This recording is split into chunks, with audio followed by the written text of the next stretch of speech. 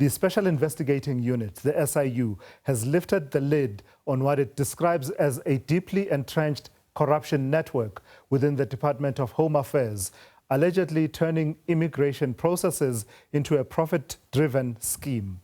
An interim report has found that officials manipulated visa and permanent residence applications, receiving millions in suspicious payments far beyond their salaries. The probe, authorized by President Cyril Ramaphosa, links document fraud and facilitation networks to high-profile cases involving controversial figures and foreign nationals. Acting SIU head Leonard Lekgetho says some officials fast-tracked applications via informal settlements, with bribes often funneled through spouses and intermediaries.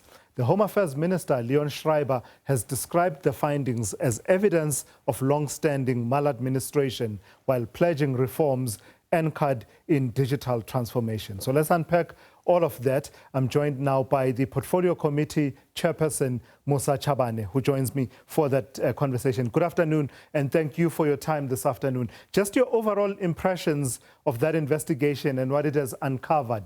There's long been suspicion of exploitation of the vulnerabilities around processes such as visa applications and permanent residence applications. But I suppose this gives us a clearer picture of what's been going on. Well, thanks very much, and we really appreciate for inviting us. That two important issues which we must ground our foundation. One is that in the sixth administration, the Portfolio Committee raises concerns as a result of members of community who have notified members of the committee in relation to maladministration or corrupt activities within the Department of Home Affairs by some of the officials and also syndicates that are involved. What the committee then raised the matter with the then Minister Aaron Mzwaledi, and subsequent to that, Dr. Lubisi was appointed with the team of experts to assess the status of the environment particularly in the permitting, the issuing of the documents as you have highlighted. And this is a initiative moving from the sixth administration. We are happy that the interim report does conclude that indeed the views that were carried by members of society, including some of the stakeholders within the law enforcement agency, to make sure that these corrupt activities are exposed. Secondly, that Tulas, you know that in the previous 2 or 3 years, there have been arrests in various corners of the country for those that are printing documents, IDs, circulating illegal documents, which are supposed to be done by the Department of Home Affairs. So in overall, this report does indicate, which we have convinced by that time, that there are two parallel institutions, the illegal parallel Home Affairs that contribute to issue illegal documents and the ones that are operating within the legal means. What is the confluence of factors, from your vantage point, what is the confluence of factors that made a scheme like this to be even possible? I imagine that it doesn't help that there's a great deal of vulnerability.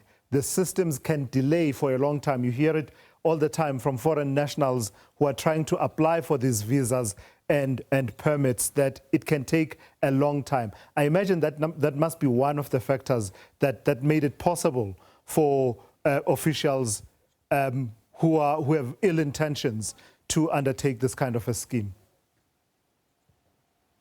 Well, there may be reasons for those that are involved in the corrupt activities to want to undermine the established standard on how applications need to be done by Department of Home Affairs and exploit that area. There may be other views that we have been always being carried, which have been also identified by department. I mean, the report that was led by Dr. Lubis, that the systems are weak and they need to be strengthened by also create new technologies in order to curb this corrupt activity. So those are the areas which these syndicates and some of the officials within the department has found a space to exploit and also to exchange illegal means in order to frustrate these services within the Department of Home Affairs. Who should take responsibility for having failed to exercise the right kind of oversight over these processes and ensuring that where there were failures and gaps, they were identified early enough? We must appreciate the portfolio committee and the executive that part of the oversight is to make sure that issues that arise are raised by members of the community, including yourself as a media community. We then follow up and make sure that action is done within the law. So we take responsibility in making sure that we have initiated a process that the team that led by Dr. Lubisi, appointed by the then Minister Aaron Mzwaledi, strengthen the anti-corruption unit within the department, and also appoint a multidisciplinary team which is currently working with the all law enforcement agents to respond to this question. And this is a demonstration of key oversight and the work that members of the committee have exerted the oversight in the Department of Home Affairs. If we could not have done so, this report could not have been initiated and work could not have been done by the law enforcement agency for us to be able to respond to this question. The President of the Republic, in his SONAS, has identified one pillar that all departments who must fight against corruption. And that is a stand of Parliament that also is initiated and also affirmed that this is a work that we must do because it limits or it limits opportunity for those who have legal documents to participate in all spheres of services within our jurisdiction. So naturally, Mr. Chabane, migration is a hot button issue politically in the country at the moment, and there's usually a great deal of criticism and pressure on migrants who are not documented. But a corruption of the very system that is meant to help people get documented is quite a serious, quite a serious issue within that scheme. Is it sufficient that the SIU has done the work, exposed this in their interim report, and there'll be possible consequences, civil consequences for the officials, possibly criminal consequences, or does it call for something more that says, actually, there should be follow-through even on the other participants, the people that benefited from this scheme? Because I don't imagine that it would be a huge number to make it impossible to follow through. There's a lot of work that has been done by the anti-corrupt unit within the department. There are members of officials within the department that has been expelled. And if you have followed our interactions with the members of the anti-corruption unit within the department, there are also ordinary citizens who are collaboration with the officials within the department that have been taken to task. Some have been arrested. And this report does also affirm that posture that has been taken by the anti-corruption unit and also the department in making sure that consequences are exerted within the framework of the law. We're calling, because of the interim report, to make sure that the law enforcement agency and the report, the department, exert authority that those that have acted outside the framework of the law are able to be taken to task, including those that are collaborating, members of society. Secondly, Chulas, as you know that, given that report of the Dr. Lubisi in the 6th administration, there was an initiative also to review the entire migration landscape. As you know that Cabinet, they are going to currently engage on the review of the citizenship, immigration and protection of refugees. A paper or documents or bill that once it becomes tabled to Parliament will then interact with. We are convinced as Parliament that is the right way to interface with the corrupt activities. But at the same time, must applaud officials who are working within the principle of Batupilo principle to make sure that they service communities with integrity and within the framework of the law.